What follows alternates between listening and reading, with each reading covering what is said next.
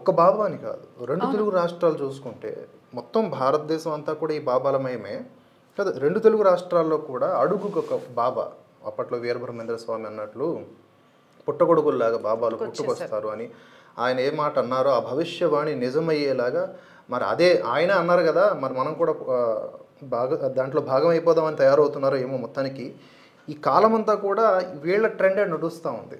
రత్నాలు అమ్మేవాడు ఒకడు, రత్నాల బాబా, విభూతి బాబా, రకరకాలు ఇంకా అఘోరాల పేరుతో బాబాలు. ఇంకా మనం ఇప్పుడు ప్రజెంట్ బాగా ఎక్కువగా యాక్చువల్గా ఈ రమణానంద అనే వ్యక్తి మీద మనం ఎక్కువగా ఫోకస్ చేయాల్సిన అవసరం లేదు. వన్ ఆఫ్ ది వ్యక్తి అనమాట ఇతను, మనం అబ్జెక్ట్ చేయాల్సినటువంటి వ్యక్తి, ప్రశ్నించాల్సిన వ్యక్తి. కానీ ఈయన మనకి కౌంటర్ రియాక్షన్స్ ఎక్కువ ఇచ్చాడు. అందుకని చెప్పి ఇతగాడి మీద మనం ఎక్కువగా వీడియోస్ చేయాల్సి వచ్చింది. ప్రత్యేకించి రమణానంద మీదే ఈ భరతవర్ష ప్రత్యేక ఫోకస్ పెట్టింది ఏమీ లేదు.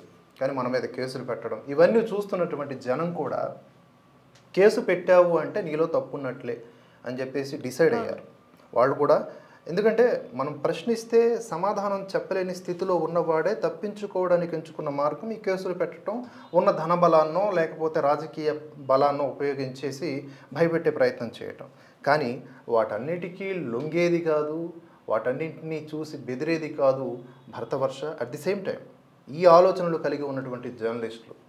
అలాగే చూస్తూ ఉన్నాం మనం, కొంతమంది హిందూ సంఘాల వాళ్ళకి ఇన్విటేషన్స్ ఇచ్చారు, రాజకీయ నాయకులు వెళ్ళారు. ఇదంతా కూడా పై పూత, లోన్ అంతా రోత.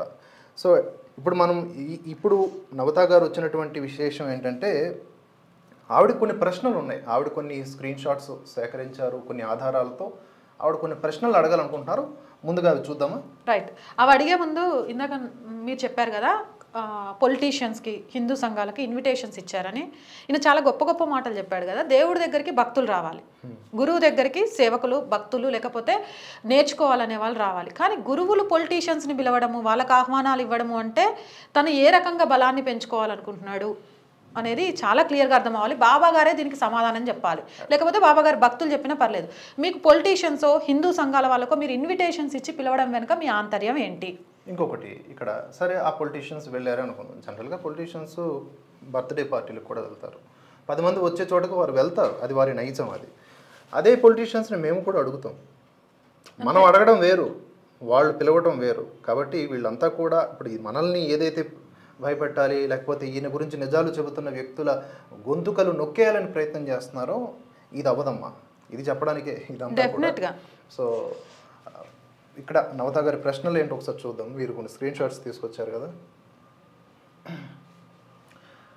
ఇవి ఆల్రెడీ వీటిల్లో కొన్నింటిని ఆల్రెడీ మనం ప్రశ్నించాం.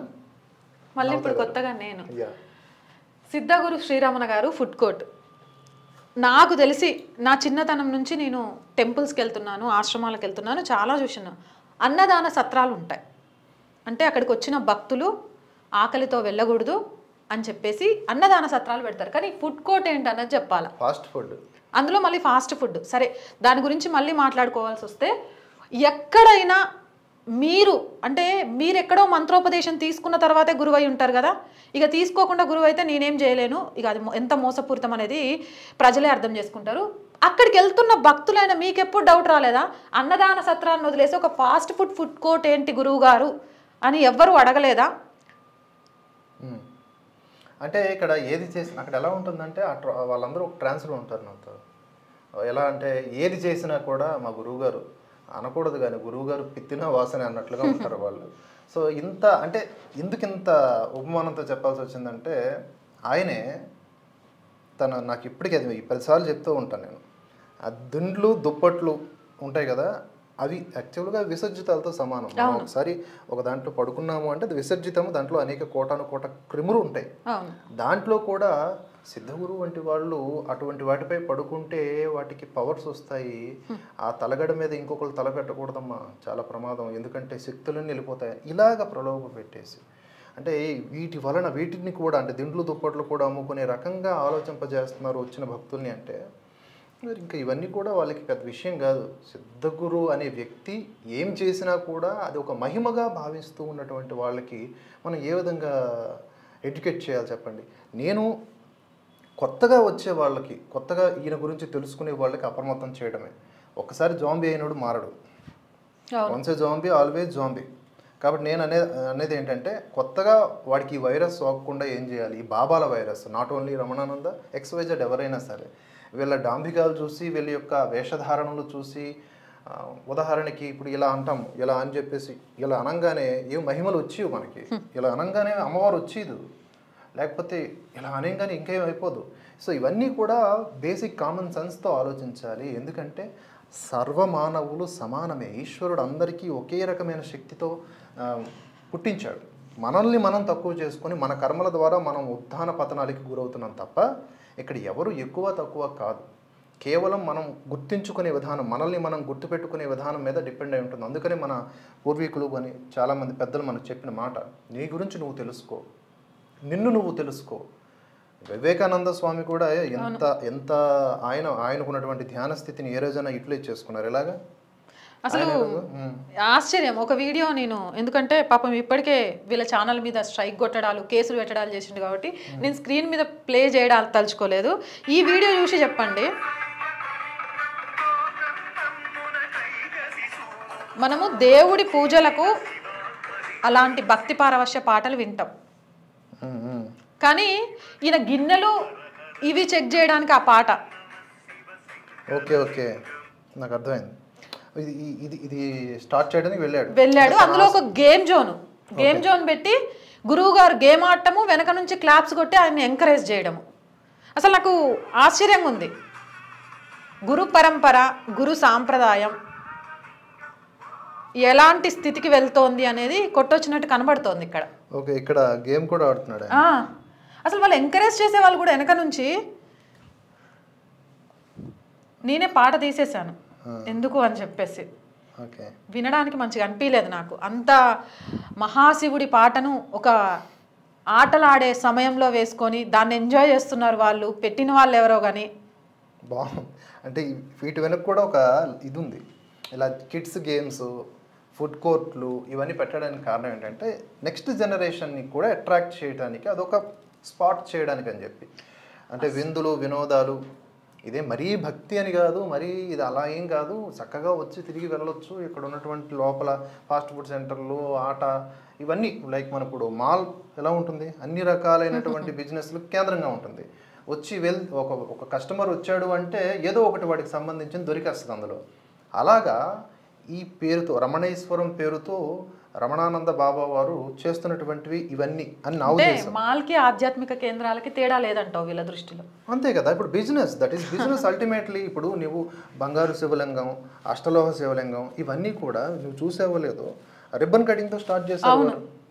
రిబ్బన్ కటింగ్తో స్టార్ట్ చేయడం అనేది నాకు తెలిసి బ్రహ్మాండంలో ఎక్కడ ఉండదు. ఈవెన్ నేను బ్రహ్మాండంలో అంటున్నా, ఎక్కడా లేని పెట్టి ఇదే శాస్త్రం అంటే ఇంకా ఈయన వేదాలు కూడా రచించాడంట. వాటిని కూడా నేను అధ్యయనం చేద్దాం అనుకున్నా, పుస్తకాలు తెప్పించి. అంటే వాటిని ఏ విధంగా ఆయన మలిచాడు అనేది కూడా చూడాలి కదా తనకు అనుకూలంగా. ఇలా ఇది ఒకటి, ఇంకా కొన్ని ఇమేజెస్ చూపి. ఇది దీనిపైన సిద్ధగురు శ్రీ రమణానంద మహర్షి ఇన్ USA. సిద్ధగురువు నిల్చుంది ఎక్కడ? గురువుగారు ఈ బాటిల్ పక్కన నిలబడి మీరు ఏం సందేశాన్ని ఇవ్వాలనుకుంటున్నారు అంటే, అమ్మవారికి స్వామివారికి పెట్టిన మాంసాన్ని భుజించడం వల్ల సమాధిలోకి వెళ్ళిన అటువంటి, మీరు చెప్పిన మాటే నేను మళ్ళీ రిపీట్ చేస్తున్నాను, సమాధిలోకి వెళ్ళానా లేకపోతే గాఢ నిద్రలోకి వెళ్ళానా అర్థం కాని స్థితిలో నిద్రపోయానని చెప్పారు. మరి ఇలాంటి పానీయాలతో కూడా అలాంటి నిద్రను పొందొచ్చు అనేది చెప్పడం మీ ఉద్దేశమా? ఎక్కడైనా స్వామీజీలు ఈ డ్రెస్సెస్, అసలు నిజంగా చెప్తున్నా, ఇలాంటి వాళ్ళ వల్ల పక్కన వాళ్ళకు హిందూ ధర్మం మీద దాడి చేయడం మస్తు ఈజీ అయిపోయింది. నేర్పించండి, స్వామీజీలు రావాలి, మన ధర్మాన్ని 10 మందికి తెలియజేసే గొప్ప గొప్ప వాళ్ళు రావాలి. ఎందుకు పిల్లల్ని పాశ్చాత్య సంస్కృతి వైపు పరిగెత్తకుండా ఆధ్యాత్మిక చింతనతో పాటు మన ధర్మం యొక్క గొప్పతనాన్ని తెలియజేయడానికి. మిమ్మల్ని చూసి ఏం నేర్చుకోమంటారు? అరే స్వామీజీ 90 ml బాటిల్ పక్కన నిల్చుంటే తప్పలేదు, అది బీర్ బాటిల్ అదేంటో నిల్చుంటే తప్పలేదు, మాంసం తింటే గాఢ నిద్రలోకి పోతామని చెప్తా. ఇక్కడ కూడా నాకు అర్థం కాదు. ఆ వీడియో కూడా వీలైతే శివ దగ్గర ఉంటే ప్లే చేసి చూపిస్తా. మీరు ఎవరైనా మాంసాలని తింటారా అంటే, పాపం మనం అందరం ఎలా గుడికి వెళ్తున్నామంటే భక్తి శ్రద్ధలతో ఉంటాం, గుడికి వెళ్ళి వచ్చేదాకా ఎలాంటిది భుజించకూడదు అనుకుంటాం. తినలేదని వాళ్ళు ఎవరు చేతులు ఎత్తనందుకు ఓహో మీరంతా బ్రాహ్మణోత్తములాట. ఒక ధర్మాన్ని పరిరక్షించాలి అనుకున్నప్పుడు ఆ ధర్మంలో కుల వివక్షత చొప్పున చిచ్చు పెట్టేవాడు గురువు ఎలా అవుతాడు? సో ఇలా రకరకాలుగా తనకు అనుకూలంగా తనకి ఏదైతే ఆహారం ఇష్టం ఉంటుందో అది ప్రసాదం అయిపోద్ది. తనకి ఏదైతే డ్రింక్ చేయాలనుకుంటాడో అది మహిమ అవుతుంది. పుష్టిగా తిని పడుకుంటే అది ధ్యానం అవుతుంది. జనరల్గా మనుషులు ఒక 8 గంటలు లేస్తారు, 10 గంటల దాకా లేవరనుకోండి, అది సమాధి అవుతుంది. ఇట్లా ఏదన్నా చేసుకోండి, ఈయన చేసేది మహిమగా దాన్ని మలుస్తూ చేస్తూ ఉన్నారు. అఫ్కోర్స్ జనం అమాయకులు లేదా ఆశా దురాశ పరులు కాబట్టి వారు అక్కడ అటువంటి వాటి చోట గుమిగూడితే రాజకీయ నాయకులు వెళ్తారు. బట్ వాస్తవాలు ఏంటి అనేది తెలిసిన రోజు మాత్రం అక్కడ ఒక చీమ కూడా వెళ్ళదు. అట్ ది సేమ్ టైం సృష్టి కూడా యాక్సెప్ట్ చేయదు ఇలాంటి వాటిని. ఇక్కడ మనం ఎందుకు జాగ్రత్త పరచాలి అంటే మనకి భగవంతుడు ఇచ్చినటువంటి కర్తవ్యం ఇది. ఇలాంటివి చూసి చూడకుండా ఆడి పాపాన్ని ఆడే పోతాడులే అంటే ఇలాంటి వాళ్ళ పాపం వల్ల వేరే వాళ్ళు పోతారు. సో కొన్ని సందర్భాల్లో మన పాపం వల్ల పక్కోడు పోయినట్లుగా లేదా వాడి పాపం వల్ల మనం పోయినట్లుగా ఇలాంటి వాళ్ళ వల్ల కొన్ని కోట్ల మంది ప్రభావితులు అవుతారు. లక్షల మంది కుటుంబాలు రోడ్డుకు వచ్చేస్తారు. ఎన్నో రకాలైనటువంటి మానసిక వైకల్యాలకు గురవుతారు. నేను అనేది ప్రధానంగా నవత గారు, మానసిక వైకల్యాలు అనే పదం ఎందుకు వాడానంటే వీళ్ళ యొక్క స్పీచెస్ విని విని విని ఒక ట్రాన్స్లోకి వెళ్ళిపోయి తల్లిదండ్రి కదా అంతా ఆయనే, ఇంకో నన్ను స్వర్గంలోకి తీసుకెళ్తాడు, పెద్ద ప్రత్యేక తాళం ఇస్తాడు, ఆయన పాస్వర్డ్ తెలుసు, స్వర్గం పాస్వర్డ్. కొంతమంది పాస్టర్లు చెప్తారు కదా, అట్లానే వీళ్ళు హిందూ పాస్టర్స్, వీళ్ళు హిందూ పాస్టర్లు, హిందూ గురువులు కూడా కాదు, హిందూ పాస్టర్లు. సో వీళ్ళ నుంచి రక్షించుకోకపోతే హైందవాన్ని, భారత సంస్కృతిని వీళ్ళు చేసేదే ఇప్పుడు సోషల్ మీడియా వల్ల వీళ్ళు చేసేవి కూడా వైరల్ అవుతూ ఉంటాయి. నిజం చెప్పాలంటే వాళ్ళందరికంటే వీళ్ళే డేంజర్. ఇలాంటి వాళ్ళ డేంజర్ వల్లే వీళ్ళని బూచిగా చూపించి మొత్తం ధర్మం మీద దాడి చేయడానికి వాళ్ళకి ఒక అవకాశం. ఇంకొకటి కూడా ఈయన చెప్పిన మాట ఏంటంటే, మేము రోజు బాగా కష్టపడిపోతాం, బాగా శ్రమ పడిపోతాం. ఆధ్యాత్మిక చింతనలో దైవ ప్రార్థన చేయడం అనేది మానసిక ప్రశాంతతనిస్తుంది, బాడీని చాలా తేలిక చేస్తుంది, మనసుకు ప్రశాంతతనిస్తుంది. కానీ ఇలాంటి వాటిని ఆయన ఏదో కష్టపడిపోతున్నా, కిలోల టన్నుల బరువు మోస్తున్నా అని చెప్తున్నాడు అని అంటే,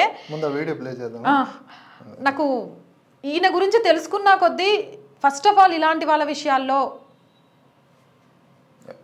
కరెక్ట్గా స్పందించకపోతే, మేల్కొలకపోతే రానున్న రోజుల్లో హిందూ ధర్మాన్ని దాడి చేయడానికి బ్రిటిష్ వాళ్ళు ఇంకొకళ్ళు రానవసరం లేదు, వీళ్ళు చాలు. చూడండి, ఇక్కడ 250-300 ఎకరాల్లో ఒక ప్లేస్ ఎలా వచ్చింది, అక్కడ పాలకులు ఏం చేస్తున్నారు, అక్కడ ఎంఆర్ఓ ఆఫీస్ ఏం చేస్తున్నాడు, ఆ ప్లేస్ ఎలా వచ్చింది, ఆ ఫార్మర్ ల్యాండ్ ఎలాగా రియల్ ఎస్టేట్ ల్యాండ్గా మారింది, లోపల జరుగుతున్నటువంటి వ్యవహారాలు ఏంటి, దానికి జిహెచ్ఎంసీయా లేకపోతే ఆ లోకల్ మున్సిపల్ బాడీ ఏమి అప్రూవల్స్ ఇచ్చింది, ఇవన్నీ కూడా ప్రశ్నించాల్సిన అవసరం ఎవరికి ఉందంటే అక్కడ ఉన్న అధికారులకి.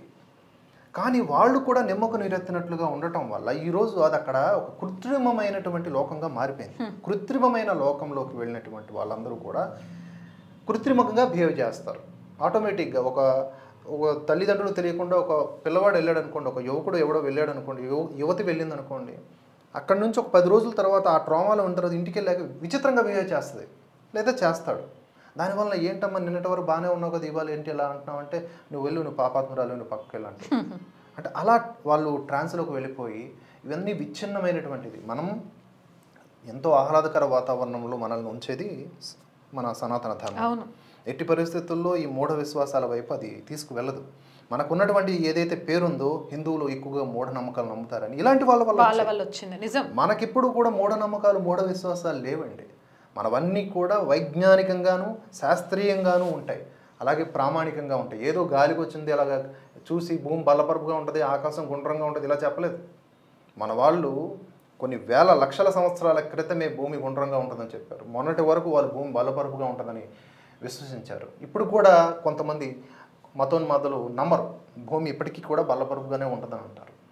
సో ఇవన్నీ ఇంత శాస్త్రీయత కలిగినటువంటి సనాతన వారసత్వపు వ్యక్తులం మనం ఇటువంటి కుంచితమైనటువంటి వ్యక్తుల చుట్టూ తిరిగి ప్రదక్షిణలు చేయటం ఏంటి, సశాస్త్రీయంగా లేని విషయాల్ని మనం ఆమోదించడం ఏంటి, రిబ్బన్ కటింగ్లతో ఈ శివలింగాలను ఓపెన్ చేయడం, రిబ్బన్ కటింగ్లతో ఓపెన్ చేస్తారా ఎవరన్నా? సరే, ఒకానొక సందర్భంలో రమణానంద గారు ఏం చెబుతూ ఉన్నారు తమ భక్తులకి అనేది నేనేమి కాంట్రడిక్ట్ చేయను, మీరే వినండి. మీకే కాంట్రడిక్ట్ అనిపిస్తే కామెంట్ చేయండి, నేను జస్ట్ వినిపిస్తాను.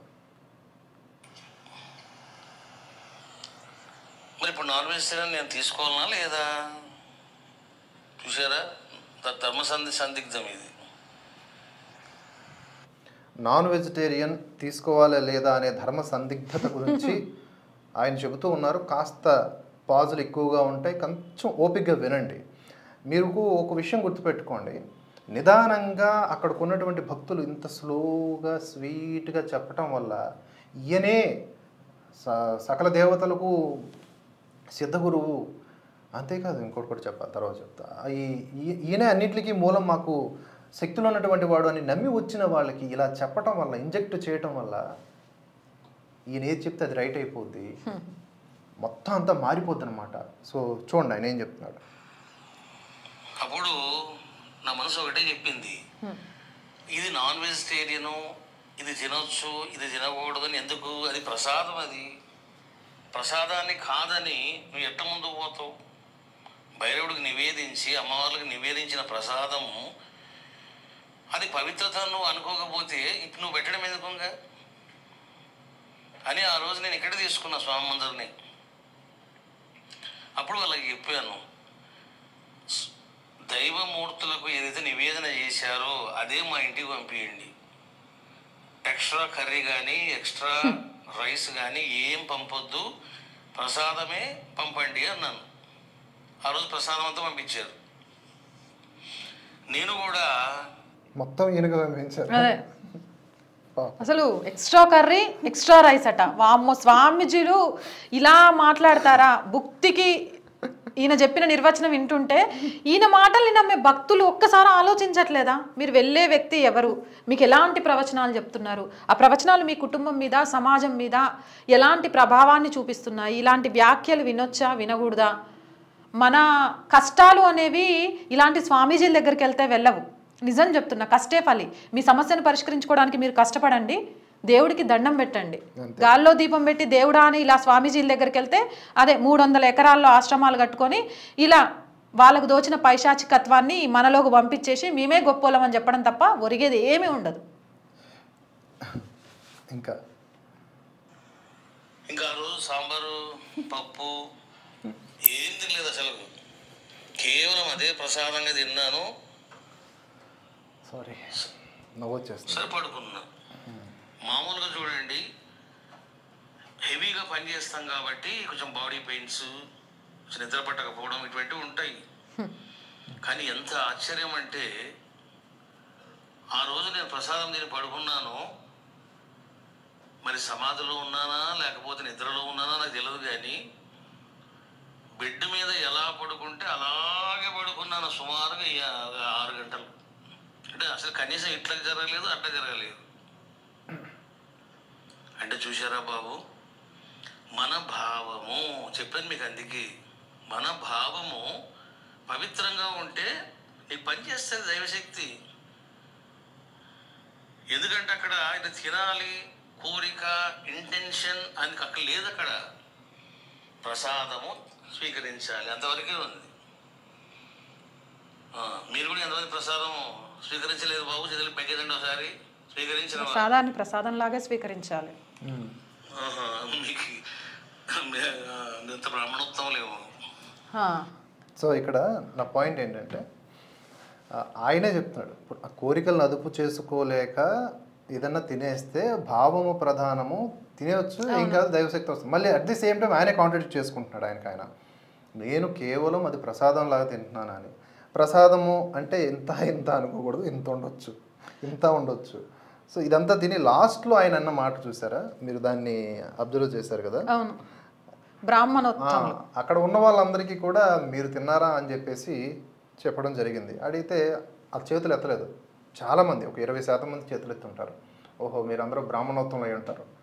సో దీని గురించి మీరేమంటారు? ఇంకొకటి, నేను హెవీ పనులు చేస్తున్నారు అని అన్నారు కదా గురువుగారు. రోజు మీరు ఆశ్రమంలో వచ్చే భక్తులకు భోజనం సౌకర్యం కల్పించడానికి బండలెత్తుతున్నారా, ఇటుకలు మోస్తున్నారా? మీరు చేసే కష్టమైన పని ఏంటి? దైవనామస్మరణ అనేది నా దృష్టిలో చాలా ప్రశాంతమైనది, తేలికైనది, చేస్తున్న కొద్దీ తన్మయత్వంతో ఇంకా చేయాలనిపించేది. కానీ మీకు బరువులు ఎత్తుతున్నట్టు, మోస్తున్నట్టు, శారీరక శ్రమ పడుతున్నట్టు అనిపిస్తోంది అంటే మీరు దైవనామస్మరణతో లేరు అని చెప్పడానికి అంతకంటే ఏం ఆధారం కావాలి? భక్తులందరినీ నేను ఈ కార్యక్రమం చూస్తున్న వాళ్ళని కాదు, ఆ గురువు గారి దగ్గరికి వెళ్ళే వాళ్ళని కూడా అడుగుతున్నా, మీరు గుళ్ళో కూర్చొని ధ్యానించేటప్పుడు మీ శరీరం అలసిపోయినట్టు కానీ, నొప్పులు వచ్చినట్టు కానీ, బరువులు మోస్తున్నట్టు కానీ ఫీలింగ్ వస్తుందా? లేదా మనం ఏదైనా శారీరక శ్రమ పెడుతున్నప్పుడు వస్తుందా? అంటే ఈయన భక్తి చింతనతో చేయట్లేదు అక్కడ. భక్తి రేపు ఏ లింగాన్ని లేకపోతే రేపు ఏ విగ్రహాన్ని మనం ప్రతిష్ఠిస్తున్నామంటే ఏ రూపంలో ఎంత సంపాదించుకోవచ్చు అని మాత్రమే ఆలోచిస్తున్నారు. ఎందుకంటే దానికి సంబంధించి కూడా నా దగ్గర కొన్ని ఉన్నాయి, నేను చూపిస్తాను. అసలు దైవనామస్మరణ చేసుకుంటూ శారీరక నొప్పులతో నిద్ర పట్టట్లేదని చెప్పిన గురువుని నువ్వు ఎప్పుడైనా చూసావా శివ? నేనైతే చూడలేదు. ఈవెన్ మా పెద్దవాళ్ళు కూడా ఉంటారు కదా ఇంట్లో, వాళ్ళు రోజు మొత్తం ఉపవాసం ఉన్నా, రోజు మొత్తం రామకోటి రాయని, శివనామస్మరణ చేయని, కాసేపు రెస్ట్ తీసుకుంటే ఏముంది చేస్తూ ఉంటే ఇంకా ప్రశాంతంగా ఉంది, ఒళ్ళు తేలిగ్గా ఉంది, ఆరోగ్య సమస్యలు గుర్తు రావట్లేదని చెప్తారు. కానీ ఈయనకు అవి చేస్తుంటే సమస్యలు గుర్తొస్తున్నాయట. ఇప్పుడు ఈయన ఉద్దేశం ఏంటంటే అక్కడ ఒక ఎలక్ట్రికల్ వెహికల్ ఉంటుంది ఆశ్రమంలో, 300 ఎకరాల ఆశ్రమం కదా, దాని చుట్టూ తిరగాలన్నా కూడా ఉల్నొప్పులు వస్తాయి. మేబీ అలా అని ఉంటారు. అట్ ది సేమ్ టైం ఇంకొక ప్రశ్న కూడా ఇక్కడ లేవనెత్తాలి మీరు రైజ్ చేసిన క్వశ్చన్తో పాటుగా. చాలా విగ్రహాలు వచ్చేసినాయి, అన్ని విగ్రహాలు లారీలో వచ్చేసినాయి. ఆ లారీలో వచ్చిన విగ్రహాలని పక్కన పెట్టేసిండు. అన్నింటికి ఎట్లా ప్రాణప్రతిష్ఠ చేశారు?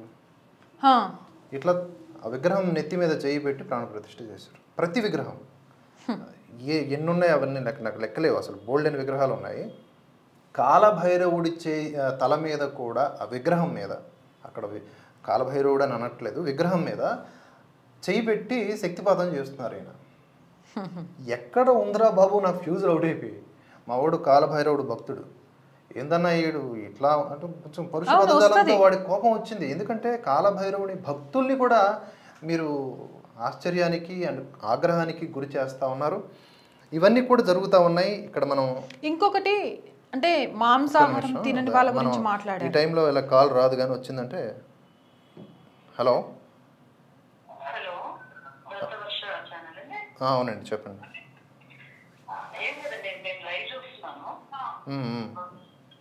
అక్కడ ల్యాండ్ ఆక్యుపైజేషన్ అదంతా, వాటిలో ఏమైనా మండల్ ఆఫీస్ లో కానీ వాటిలో కానీ ఏమైనా చర్య తీసుకున్నారా దొంగ బాబా పైన? లేదండి, ఇప్పుడు అక్కడ ఉన్నవాళ్ళు ఆ అధికారులు వాళ్ళందరూ స్క్రూటినీ చేస్తే బయటపడేటటువంటి విషయాలు అవి. అదే కంప్లైంట్ చేస్తే గానీ ఇట్లాంటి దొంగ నా కొడుకులు బయటపడరు. అదే దాని గురించి ఏమైనా మీరు ఈ Bharatavarsha channel and Navata madam వీళ్ళందరూ కలిసి ఏమైనా అక్కడున్న రెవెన్యూ ఆఫీసర్స్ కానీ వాళ్ళకి ఏమైనా నోటీస్కి వెళ్ళిందా విషయము అనేసి? యాక్చువల్గా మేము కేవలం ఏదైతే ఈ సిద్ధాంతపరంగా శాస్త్రపరంగా వీరు వెళ్తున్నటువంటి వ్యతిరేక విధానాలని ప్రశ్నించడానికి ఉన్నాం. అక్కడున్న ఆ ల్యాండ్ ఎక్విజిషన్ ఎలా జరిగింది ఇదనేది కూడా అక్కడ ప్రజలు, అక్కడ లోకల్ బాడీస్ చూసుకోవాల్సిన విషయం కాబట్టి దాని మీద ప్రధానంగా, అంటే అది సెకండరీ కిందకు వస్తుంది మాకు. ఇక్కడ హిందూ ధర్మాన్ని అవేర్నెస్ టు ద పీపుల్ బాబా దొంగ బాబా గురించి. అండ్ ఇంకొకటి నిన్న కొండా సురేఖ కూడా వెళ్ళింది కదా ఆ రిబ్బన్ కటింగ్ అని. అవును మేడం, వెళ్ళారు. దాన్ని కూడా మీరు కూడా టచ్ చేయాల్సింది. అంటే ఇప్పుడు జనరల్గా బర్త్డే పార్టీస్కి కూడా వెళ్తారు. జనరల్గా పొలిటీషియన్స్ అంటేనే అన్నిటికీ వెళ్తారు. అందులో భాగంగా ఆవిడ తెలిస్తే వెళ్ళినట్టు ఉన్నారు. ఆ పొలిటీషియన్స్ అందరికీ వీళ్ళ గురించి తెలియకపోవచ్చు, లేదా తెలిసి కూడా వస్తున్నారు అంటే ఏదైనా పీపుల్స్ ని అట్రాక్ట్ చేయడానికి, అంతకంటే ఏమీ లేదు. పీపుల్ కానీ వాళ్ళని చూసి కొండా సురేఖనే వెళ్ళింది, ఇంకా మేము కూడా వెళ్తాం. సోషల్ రెస్పాన్సిబిలిటీ ఉండదండి మినిస్టర్ కి? అవును, ఇది విషయం మనం దృష్టి తీసుకువెళ్ళాలి మేడం. మేము ప్రయత్నం చేస్తాం ఆ దిశగా కూడా. అక్కడ లోకల్ పొలిటీషియన్స్ అందరి దృష్టికి కూడా తీసుకువెళ్ళే ప్రయత్నం చేస్తాం. Not only this baba, fake బాబాల నుంచి హిందువుల్ని రక్షించండి అనే స్లోగన్తో ముందుకు వెళ్ళబోతున్నాం. బాగుంది, అప్రిషియేట్ చేయాల్సిందే. అందుకే నేను ఫోన్ చేశాను. కానీ ఈ దొంగ బాబాని మాత్రం ఓ రేంజ్ తీసుకోవాలండి. ల్యాండ్ ఆక్యుపై అసలు ఆ భువనగిరి సర్కిల్లో అంత ఎక్కువ ల్యాండ్ ఆ ధర్మ ట్రస్టీలో పోతుందా మరి దేనికి పోతుందో ఒక్కసారి బట్టబయలు అయితే గానీ ఆ గుండునా కొడుకు నాకైతే అలాగే అనిపిస్తుందండి. ఆ బాబా వేషం లాగా ఉందండి, సన్యాసి వేషం లాగా ఉందా? ఓకే, మీరు ఎప్పుడైనా వెళ్ళారా వారి ఆశ్రమానికి? వెళ్ళాను. నేను నమ్మను, బట్ చూసాను. అవేర్నెస్ చూడడానికి ఎలా ఉంది ఏంటి ఇవన్నీ ఇంతకు ముందు కాదండి, కల్కి భగవాన్ ఆశ్రమాల దగ్గర నుంచి తెలుసు మనకి దొంగ బాబాల గురించి ఏంటి. మీరు ఆశ్రమానికి వెళ్ళినప్పుడు మీకు ఏమైనా ఆధ్యాత్మిక చింతన కనిపించిందండి? మాకెందుకు కనిపిస్తుంది మేడం? అదేమన్నా ఆధ్యాత్మిక? ఆ మొహం చూస్తేనే ఏమన్నా ఆధ్యాత్మికంగా ఉండండి. సెకండ్ కింగ్ పెట్టుకొని పొట్ట నిండా సర్వం మందులు మాంసాలు దించుకొని మాంసం తిని దేవుడు గుడిలోకి వెళ్ళమనే దొంగ బాబా గురించి మనకెందుకండి? మీరు చెప్తున్నారు కదా, అప్రిషియేట్ చేయడానికి అనేసి ఫోన్ చేశాను. అవుతా మేడం అండి మీరు? అవునవునండి. బాగా మంచి లైవ్ లో బాగానే అంటున్నారు, కానీ ఇంకొంత గట్టిగా అడగాల్సిందా? కనీసం చెప్పే విధానంలో ఒక దైవికత ఉండదు. మీరు వినిపించారు ఇందాక ఆ 10 నిమిషాలది ఎన్నో బాధలు, అవి ఎందుకు వెళ్తారో ఆ దొంగ మొహాలు మన అర్థమైంది. అర్థమైంది మేడం, మేము లైవ్ కంటిన్యూ చేస్తాము. Thank you ma'am. Thank you. ఇట్లా వెళ్ళిన వాళ్ళకి ఆధ్యాత్మిక చింతన కనబడకున్నా ఏముందో అని తెలుసుకోవడానికి వెళ్తుంటే అది ఆయనకు అట్రాక్షన్ లాగా ఫీల్ అయ్యి అబ్బా మస్తు మంది వస్తారు, ఓకే నేను ఇట్లనే ఉంటే ఇంకా వస్తారని ఆయన ఫీల్ అవుతున్నారు. అండ్ ప్రభుత్వానికి ముఖ్యంగా ఇప్పుడు ఆవిడ చెప్పినట్టు దేవాదాయ శాఖ మంత్రి కొండా సురేఖ గారికి కూడా ఒక చిన్న విజ్ఞప్తి ఏంటి అంటే, మీ ప్రభావం, రాజకీయ నాయకుల ప్రభావం, సెలబ్రిటీల ప్రభావం ప్రజల మీద, యువత మీద బాగా ఉంటుంది. కాబట్టి మీలాంటి వాళ్ళ వస్తే వాళ్ళకు కొంత లబ్ధి జరుగుతుంది అని ఆలోచించే ఇలాంటి దొంగ బాబాలు ఉండొచ్చు, లేకపోతే ఇంకొకరు ఉండొచ్చు. కానీ మీరు వెళ్ళే ముందు ఒక ఎంక్వైరీ చేసుకొని అక్కడికి వెళ్ళడం ద్వారా మనం పంచిన వాళ్ళం అవుతామా, లేకపోతే వాళ్ళ కుట్రలో కూడా మీకు భాగం ఉంది అనేలాగా మీకు మీరు అపవాద తెచ్చుకునే వాళ్ళు అవుతారా అని ఆలోచించి వెళ్ళండి. ఇది ఒక చిన్న విన్నపం మాత్రమే. దేవాదాయ శాఖ అని ఎంతో పవిత్రంగా హిందువులు భావించే మొత్తం దేవాలయాలకు సంబంధించిన మొత్తం మీ చేతిలో పెట్టినప్పుడు మీరు ఇలాంటి దొంగ బాబాల దగ్గరికి ఎలాంటి వివరణ తెలుసుకోకుండా వెళ్ళడం వల్ల ఇప్పుడు ఆవిడ అడిగినట్టే చాలా మందికి వస్తుంది, కొండా సురేఖ గారు ఏంటి అక్కడికి వెళ్ళడం ఏంటి అనేది.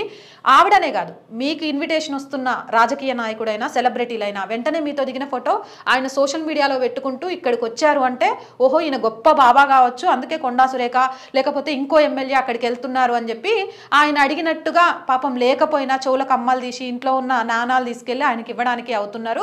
అండ్ ఇంకొంచెం ల్యాండ్ ఆక్యుపై చేసుకున్న చిన్న అధికారులు వచ్చారనుకో, మీరు ఆయన విజిట్ చేసి పిలిస్తే వచ్చారన్న విషయం తెలియదు, నా వెనక కొండా సురేఖ ఉందని చెప్పుకొని ఇంకొంచెమైనా ఆక్యుపై చేసుకోవడానికి వాళ్ళకు అవకాశం కల్పించిన వాళ్ళు అవుతారు.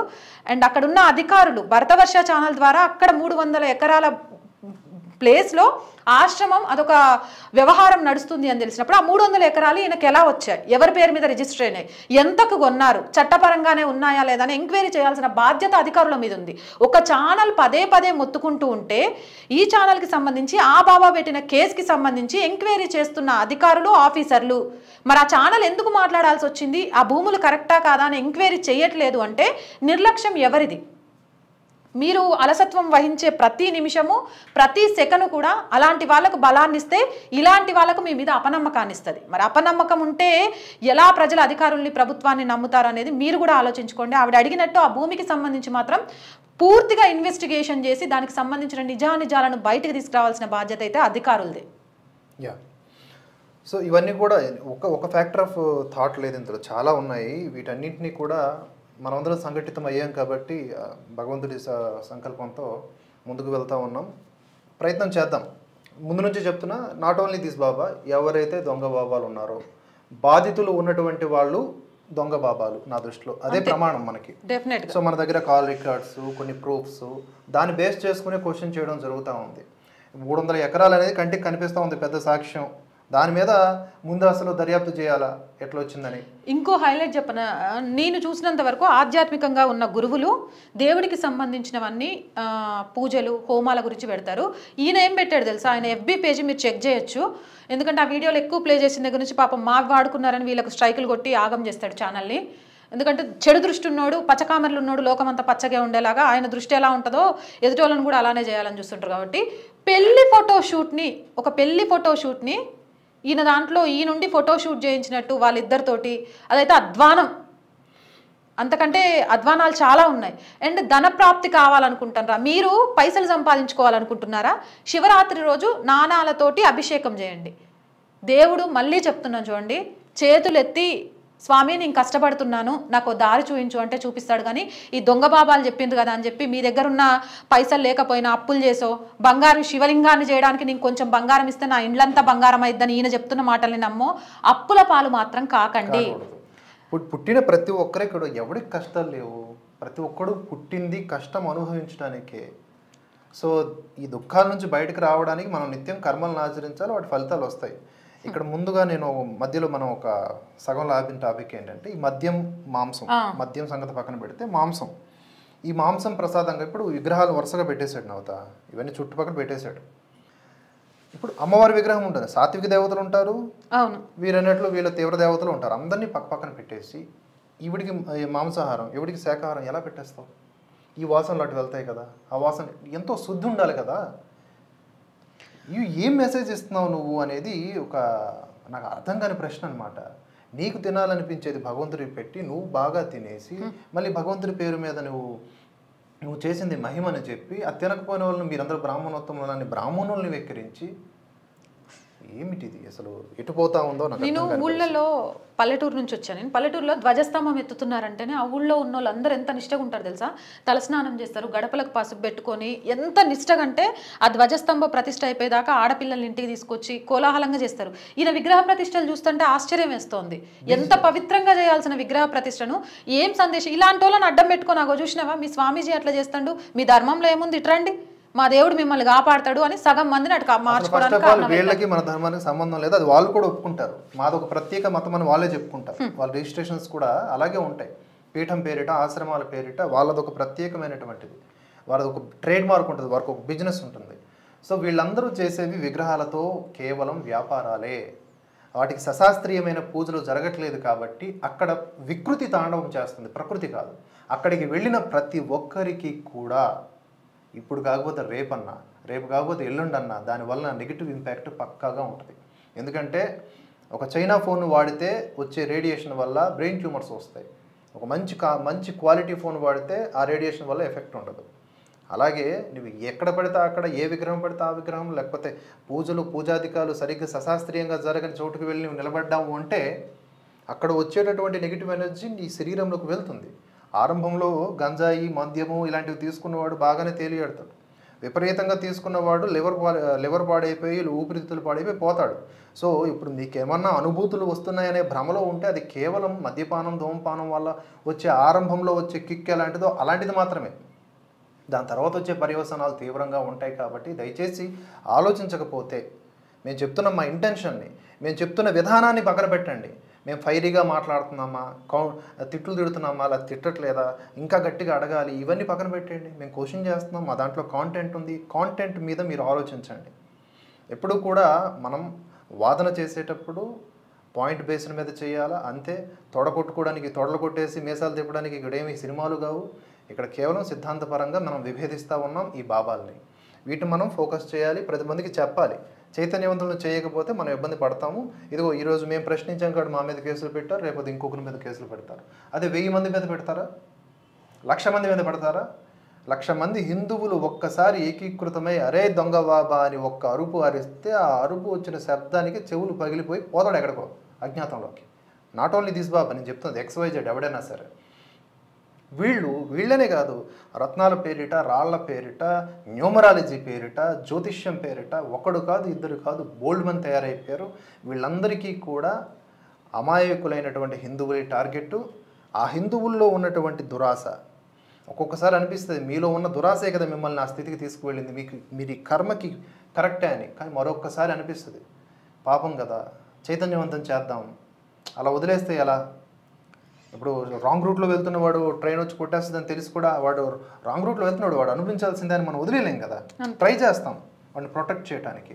అట్లా కాస్త మాలో ఉన్నటువంటి ఆ ఈశ్వర చైతన్యమో లేకపోతే ఈశ్వరాజ్ఞనో నడిపిస్తూ ఉంది. ఇది ఎల్లవేళలా ఉంటుందని నేను గ్యారంటీ ఇవ్వం. ఎందుకంటే మనం చేయాల్సిన పనులు 1-2 కొన్ని వందల అంశాలని రోజు మేము మీకు చెప్పాల్సి ఉంటుంది. అందులో ఒకటి ప్రధానంగా తీసుకున్నది ఇది నిత్యం ఉంటుంది. కాకపోతే ఒకే వ్యక్తి మీద నిరంతరం ఫోకస్ చేయడం కూడా అవ్వదు. ఈరోజు రమణానంద గురించి కేసు పెట్టారు కాబట్టి మేము ఎక్కువగా మాట్లాడుతూ ఉన్నాం. ఆ తర్వాత చాలామంది స్వాములు ఉన్నారు.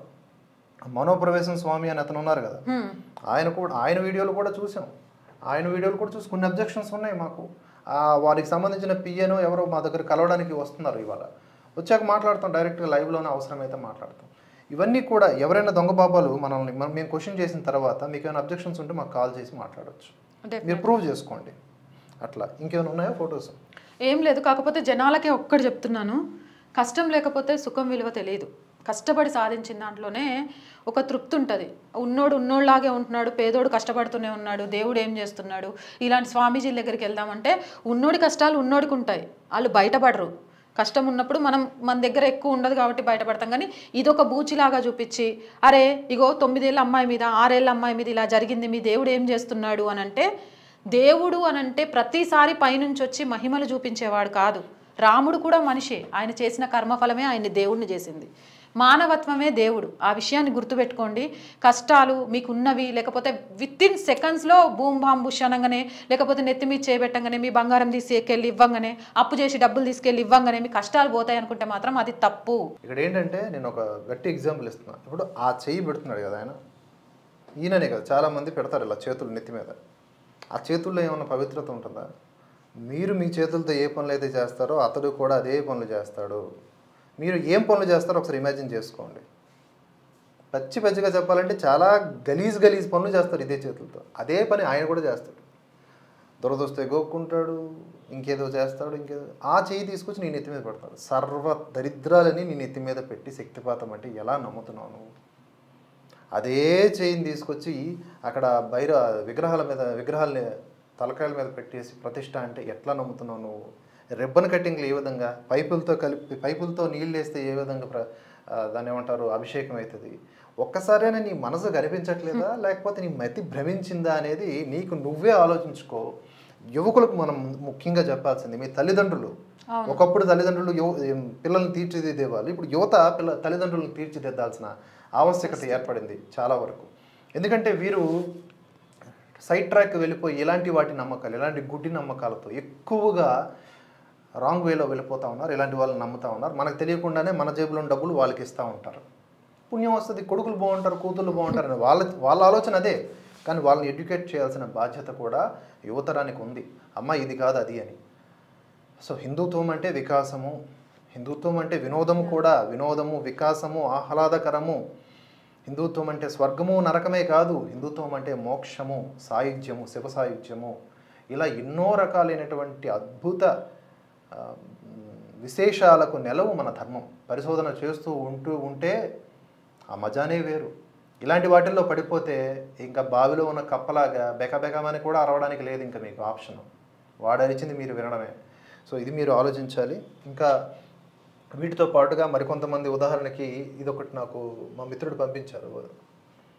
చూడండి, ఇప్పుడు 1 కోటి రూపాయల మహత్రత్నం చూస్తే చాలు అదృష్టం అంటుకుంటుంది. 1 కోటి రూపాయల మహత్రత్నం అంట. ఈయన ఒక బాబా, ఈయన ఒక బాబా 1,16,000 1,16,000 రూపాయలు, 116 కూడా కాదు, 1,16,000 రూపాయలు చెల్లిస్తే మీకు ఇక దిమ్మ తిరిగిపోయే కోట్ల రూపాయల లాభం వస్తుందంట.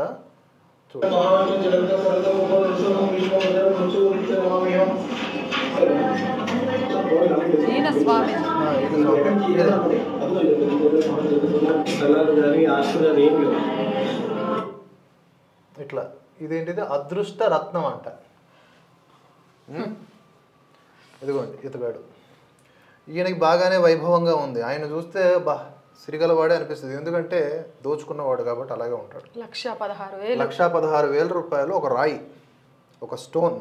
ఆ స్టోన్కి చిన్నగా మెరుగులు దిద్ది, ఒక 1000 రూపాయల మనం కూలీ పెడితే మెరుగులు దిద్దేస్తే కొంచెం నిపుణుడు అది మెరుస్తూ ఉంటుంది. ఇదిగో అమ్మ, ఈ యాంగిల్లో చూస్తే రవి, ఆ యాంగిల్లో చూస్తే కుజుడు, మరో యాంగిల్లో చూస్తే సూర్యుడు మీ మీద భరతనాట్యం చేస్తారు, మీకు ఇంకా లక్షల రూపాయలు కోట్ల రూపాయలు వచ్చేస్తాయి అని చెప్పేసి సాక్ష్యాలు. ఇవన్నీ ఇవేంటంటే సాక్ష్యాలు. నేను కొన్నానండి 1,16,000 ఇచ్చి కొన్నానండి, సాయంత్రానికల్లా 1 కోటి రూపాయల లాటరీ తగిలిందని చెప్తాడు ఒకడు. ఇలా బోల్డ్ మంది. అసలు చూడండి, ఇది ఒక ఫ్యామిలీ. ఉమ్మడి జగదీశ్వర రెడ్డి గారు, మీరందరూ ఆంధ్ర వాళ్ళందరూ గుర్తుపెట్టే ఉంటారు. వాస్తులో అన్వేషణ చెయ్యి, ఎమ్మెల్యేలు కావచ్చు, ఎంపీలు కావచ్చు, అక్కడ ఉండే రాజకీయ నాయకులు కావచ్చు, వీరు ఉండేది దాడిపత్ర అయినప్పటికీ వీరు ఆంధ్రప్రదేశ్లో చాలా ప్రసిద్ధమైన వారు. ఆయన మన దగ్గరకు వచ్చి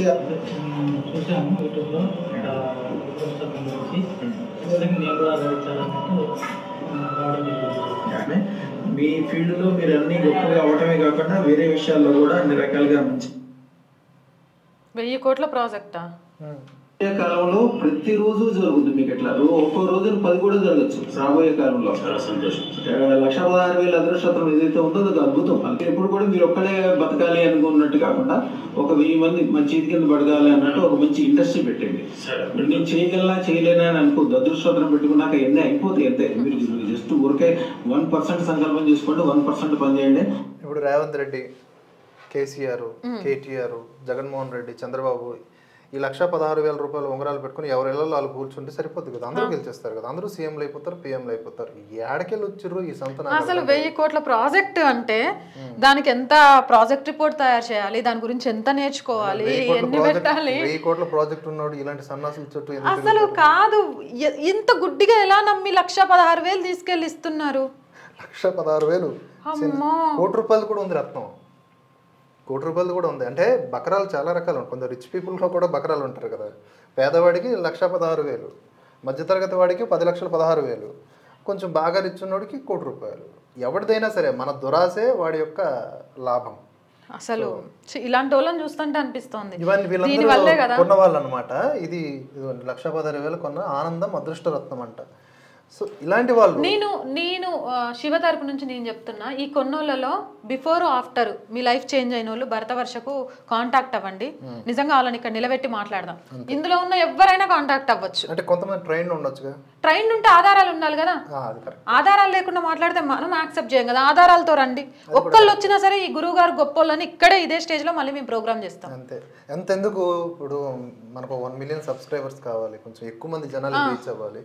1,16,000 రూపాయలు మనం ఇచ్చేద్దాం లైవ్లోనే. అంతే, మనం ఎలాగోలాగా చేసి ఇచ్చేద్దాం. ఇచ్చిన తర్వాత 1 మిలియన్ సబ్స్క్రైబర్స్ ఆయన గారు చెప్తున్న ప్రకారం 24 గంటల్లో అయిపోవాలి. అంతే. అవ్వకపోతే కోపగిలిపోతుంది. ఎందుకంటే నాకు 1,16,000 చాలా ఇంపార్టెంట్ మ్యాటర్. నేను అప్పు చేస్తేస్తాను, నాకు మళ్ళీ అవతలోడు వాడు వడ్డీ కట్టకపోతే కొడతాడు కదా నన్ను. జస్ట్ అసలు ఇలాంటివి చూసి పైసలు పెట్టేవాళ్ళు ఆలోచించండి. ఇదేమన్నా ఎక్కడ ఉన్నాం మనం, ఏ కాలంలో బ్రతుకుతున్నాం? ఇలాంటివి ఇంకా చెప్పి నమ్మించి దోచుకుంటూ వీళ్ళు ఒక బాబాల్లాగా అవతరించి అటు ధర్మం మీద ఇటు పేద ప్రజల మీద వాళ్ళ ఆశల మీద దాడులు చేస్తుంటే దగ్గరుండి ఎంకరేజ్ చేస్తున్నారు మీరు. ఇక చూసిండ్రా ఆయన మెల్లో బంగారం, మీ దగ్గర నుంచి 1,16,000తో మీరు కోటీశ్వరులు అయిన ఏదో తెలియదు కానీ ఈయనైతే ఆయన మెల్లో వేసుకున్నదే నాకు తెలిసి ఒక పావు కేజీ ఉంటుందేమో. కేజీ ఉంటుంది మొత్తం కలిపితే. మొత్తం ఎక్కడెక్కడ వేసుకున్నాడు. బాగుపడ్డది ఎవరన్నదే ఆలోచించండి. ఇప్పుడు ఆ అదృష్టరత్నం గురించి ఆయన వివరిస్తూ ఉంటాడు.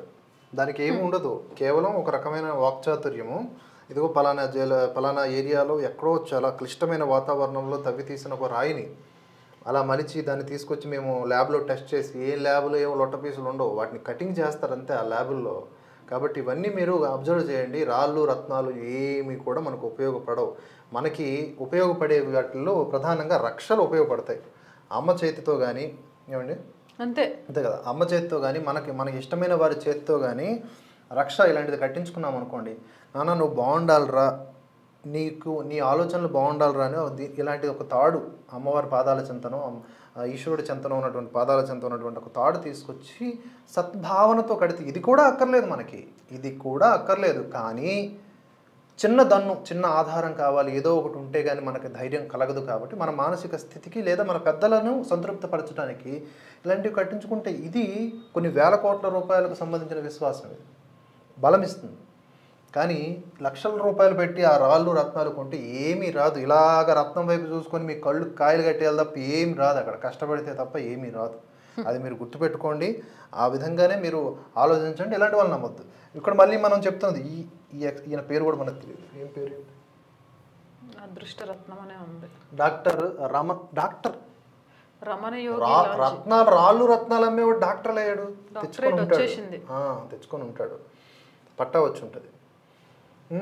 Ramana Yogi Lalji, professional astrogemologist who is a world legendary figure anta, is well known for ancient Vedic astrology, Sarvamantra Upasaka pandit, అన్ని మంత్రాలని ఉపాసన చేసేసిన పండితుడు, అన్ని మంత్రాలు.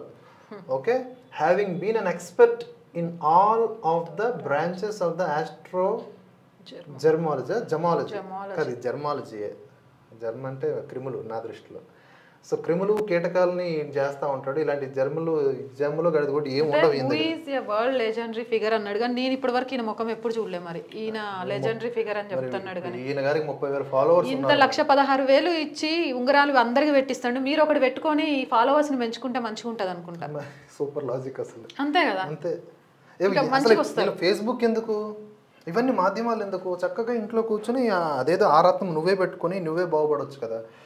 ఇవన్నీ కూడా మనం వీళ్ళు కూడా ఇదేరా మీ హిందుత్వం, ఇదేరా మీ సనాతన ధర్మం అంటారు. అది మనకు సంబంధం లేనిది. సనాతన ధర్మంలో ఉన్నటువంటి సన్నాసులు వీళ్ళంతా. మనకేం సంబంధం? వాళ్ళు చేసుకునే వ్యాపారాలు వాళ్ళు చేసుకుంటూ ఉంటారు. సో వీళ్ళు ఇప్పుడు ఈయన కూడా నా మీద ఒక కేసు పెట్టడానికి వస్తాడు. లైక్ ఇప్పుడు మనం ఆయన ఏదో అన్నామని చెప్పి మనం ఒకటే ప్రశ్న, నేను రత్నం కొందాం అనుకుంటున్నా, నువ్వు భరోసా ఇవ్వకపోతే నువ్వు నన్ను మోసం చేసినట్టే లెక్క. సో నువ్వు మోసగాడి కింద నేను కేసు పెడతా. అట్లా మనం ఈ కేసులకి వీటికి భయపడకుండా ప్రశ్నించటం స్టార్ట్ చేస్తేనే జనాల్లో మనకి అవేర్నెస్ వస్తుంది. వింటుంటే నిజంగా నేను సరే ఏదో ఒకటి చేసి 1,16,000 పట్టుకొని ఒక రింగ్ అయితే కొనుక్కోవడానికి వస్తా గురువుగారు. కానీ ఈ మధ్యకాలంలో బాగా భారతదేశం మీద ఉగ్రవాదం రూపంలో తెలవకుండానే చాలా ఊర్లలో ఉన్నారట. వాళ్ళంతా ఓ 48 గంటల్లో పట్టుబడిపోయేలాగా చేయరా? స్లీపర్ సెల్స్ వాళ్ళంతా పట్టుబడిపోయేలాగా చేయగలుగుతారా? ఇంకా చాలా మంది ఉన్నారు చూడు. ఇప్పుడు నేను యూట్యూబ్లో పెడితే మన ఆర్వాయిస్ ప్రేక్షకులందరికీ కూడా, సబ్స్క్రైబర్స్ అందరికీ కూడా ఈ విషయాన్ని నేను చెప్పాలి. డెఫినెట్గా తెలుగు స్వామీజీస్ అంటే వచ్చేస్తారేమో. జస్ట్ నేను అంటే ఎంత చెత్త తెలుగు స్వామీజీస్ చిట్కాలని కూడా వచ్చేస్తారు. బిర్యానీ ఆకులు ఇవన్నీ. నేను బిర్యానీ ఆకు చేసి తెలుసా? తెలుసు. ముందు ఈడే వచ్చాడు. అసలు తెలుగు స్వామీజీలు అనగానే చాగంటి గారు లేరు, గరికపాటి గారు లేరు, ముందు వచ్చింది ఈయనే. ఈయన గురించి అయితే కూడా కేసు అయినట్టుందండి. కేసు పెట్టాల్సిన వ్యక్తి 30 ml తీసుకోమని చెప్పిండు. 30 ml వాట్కాన్ పోయి వాటర్ అన్నాడు ఈయనే. ఈ తర్వాత ఈయన పేరేంటి? వేణుస్వామి. ఈయన చెప్పిన దాంట్లో కేసీఆర్ పాపం 3వ సారి కాలే సీఎం. ఆ తర్వాత కానీ వీళ్ళు భలే వెరైటీగా చెప్తారు తెలుసా. మనం కూడా వచ్చే సంవత్సరంలో ఒక ప్రముఖ సెలబ్రిటీ, ఒక రాజకీయ నాయకుడు చనిపోబోతున్నాడు అని చెప్తారు. వాళ్ళు పేర్లు చెప్పరు. కర్మకాల ఆ సంవత్సరం ఇక పుట్టిన మనిషికి గిట్టక తప్పదు. మనకు తెలుసు ఎవరో ఒక సెలబ్రిటీ చచ్చిపోతే ఇగో వేణుస్వామి చెప్పింది ఈ సెలబ్రిటీ గురించే. ఇక చుట్టుపక్కల ఉన్న యూట్యూబ్ ఛానల్స్ అన్ని తమ్లైన్ పెట్టేసి ఆయన్ని మస్తు లేపేస్తారు. నిజంగా ఆయన పేరు చెప్పిండా, ఆ సెలబ్రిటీ అని చెప్పిండా, కనీసం ఆ పార్టీ పేరైనా చెప్పిండా? ఏ పార్టీ రాజకీయ నాయకుడు చనిపోతాడో లేదు. మనం ఏంటి అని అంటే వేణుస్వామి రాజకీయ నాయకుడు చచ్చిపోతాడని చెప్పిండు, ఈడ చచ్చిపోయిండ్రు. వేణుస్వామి సెలబ్రిటీ చచ్చిపోతా అని చెప్పిండు, ఈడ చచ్చిపోయిండు. కాబట్టి ఈయన చెప్పినవన్నీ జరిగిపోతాయి. ఆయన అపాయింట్మెంట్కి కూడా కొన్ని లక్షలు, అన్ని మీ దగ్గర లక్షలు ఎక్కువ ఉంటే నిజం చెప్తున్నా అనాథాశ్రమాలను, వృద్ధాశ్రమాలను ఎంకరేజ్ చేయాలనేది నా ఉద్దేశం కాదు. అవి ఉండకూడదని కోరుకుంటా. కానీ ఎంత కోరుకున్నా కూడా అవి పెరిగిపోతున్నాయి. అలాంటి వాళ్ళకి పెట్టండి, పుణ్యం వస్తుంది. అరే పలానా బిడ్డ ఆ రోజు వచ్చి మా కడుపు నిండా తిండి పెట్టిపోయిందని మీ పిల్లలతో సహా దీవిస్తారు. ఇలాంటి వాళ్ళ దగ్గర వేస్తే ఏం రావు. మిమ్మల్ని చూసి ఇంకో 4 వచ్చి ఆ 4 అప్పుల పాలవుతారు. దీన్ని బూచిగా చూపించి అన్యమతాలోళ్ళు ధర్మం మీద దాడి చేయడానికి సిద్ధంగా ఉంటారు. చూడండి, పళ్ళెంలో ఉప్పు వేసి పని చేయండి, 24 గంటల్లో మీ సమస్యకు పరిష్కారం. నేను ఇవాళ చేసి చూస్తాను. 1.2 మిలియన్ వ్యూస్ అంట. మనం సేఫ్ సైడ్ ఉన్నాం కాబట్టి హ్యాపీ. కానీ ఎంతమంది దీన్ని నమ్ముతారంటే ఉప్పు ప్యాకెట్లు పట్టుకుని తిరుగుతూ ఉంటారు. ఇక ఈయన doctor Manthena official doctor Manthena, ఈయన గురించి నేను అంటే మేబీ నీకు తెలియకపోవచ్చు, కొంతమంది కాల్ చేశారు నాకు. పేరుకేమో ఈయన చేసేది ఆయుర్వేదం. ఈయన గురించి కూడా అమ్మో అసలు బ్లాస్టింగ్ న్యూస్లు.